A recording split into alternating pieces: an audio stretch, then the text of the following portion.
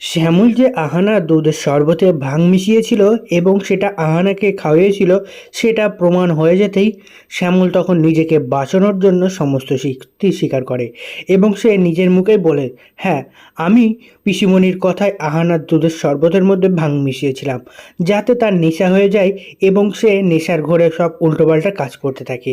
আর এই কথা জানতে পেরেই তো অর্জুন ক্ষিপ্ত হয়ে যায় এবং সে সোজা চলে যায় শ্যামলের কাছে এবং সোজা গিয়ে শ্যামলের জামার কলার ধরে এবং বলতে থাকে যে তুই এত বড় কাজ কি করে করতে পারলি, তুই এভাবে আমার বউকে এভাবে সকলের সামনে অপদস্থ করলি, এর জন্য তোকে শাস্তি পেতেই হবে।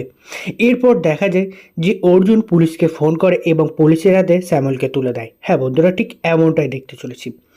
এপিসোডের শুরুতে দেখা যায় যখন আহানা ভাঙের নেশায় বাড়িতে এসে মাতলামি শুরু করতে থাকে, তখন তা দেখে তো পরিবারের সকলেই ক্ষিপ্ত হয়ে যায়।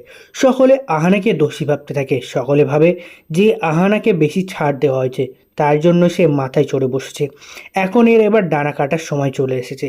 তখন পল্টু অর্জুনকে বোঝাতে থাকে যে অর্জুন, তুই এই মেয়েকে এখনই আর বাড়িতে ফিরে দিয়ে আয়, এই যদি এই বাড়িতে থাকে তাহলে এর জন্য বাকি বউগুলো নষ্ট হয়ে যাবে। দেখছিস তো আহানা এখন কি করছে, ও আমাদের সকলের মান সম্মান কীভাবে ডোবাচ্ছে। তুই কি এভাবে দাঁড়িয়ে সব কিছু তামাশা দেখবি নাকি কোনো কিছু অ্যাকশন নিবি? তখন অর্জুন বলে, হ্যাঁ অবশ্যই নেব, আমি তার আগে প্রমাণ করতে হবে যে এটা আহানা নিজের ইচ্ছায় করেনি। আহানা যদি সেটা প্রমাণ করে দিতে পারে তাহলে তো তাকে আর যেতে হবে না। আর যদি আহানা কোনোভাবে এটা প্রমাণ না করতে পারে যে সে নিজের ইচ্ছায় এই কাজটা করেনি, তখন তাহলে তাকে এই বাড়ি ছেড়ে চলে যেতে হবে। ঠিক সেই মুহূর্তে দেখা যায় যে টুকুন প্রমাণ নিয়ে চলে আসে, আর প্রমাণ হাতে পেয়েই অর্জুনের মাথা খারাপ হয়ে যায়। সে সোজা শ্যামলের কাছে যায় এবং শ্যামলকে পুলিশে দেওয়ার জন্য পুলিশকে ফোন করে।